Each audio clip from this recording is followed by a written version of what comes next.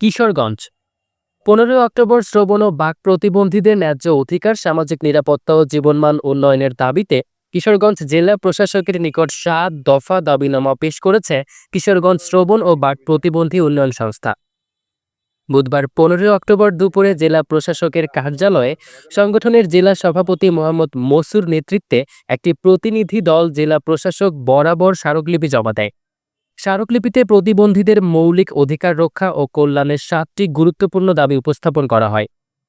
এর মধ্যে রয়েছে সরকারি জায়গায় সংগঠনের নিজস্ব কার্যালয় নির্মাণ, অসহায় ও গৃহহীন বধির সদস্যদের পুনর্বাসন, আইনগত সহায়তা ও সামাজিক নিরাপত্তা নিশ্চিতকরণ, ত্রাণ ও খাদ্য মন্ত্রণালয়ের মাধ্যমে ভিজিএফ ও জিআর কার্ডের ব্যবস্থা, গণপরিবহনে হাফ ভাড়ার সুযোগ, তফসিলভুক্ত ব্যাংক থেকে সুদমুক্ত ক্ষুদ্র ঋণ প্রদান এবং জাতীয় বধির ঐক্য পরিষদের মহাসমাবেশে অংশগ্রহণে প্রশাসনিক সহায়তা ও নিরাপত্তা নিশ্চিত করা।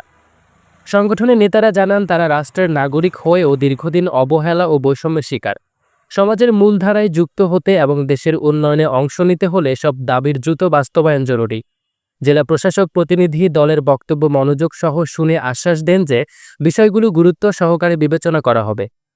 সংগঠনের পক্ষ থেকে আরও বলা হয়, শ্রবণ ও বাক প্রতিবন্ধীদের শিক্ষা, কর্মসংস্থান, চিকিৎসা ও সামাজিক নিরাপত্তা নিশ্চিত করা গেলে তারা সমাজে মর্যাদার সঙ্গে বাঁচতে পারবে এবং জাতীয় উন্নয়নে ইতিবাচক ভূমিকা রাখতে পারবে।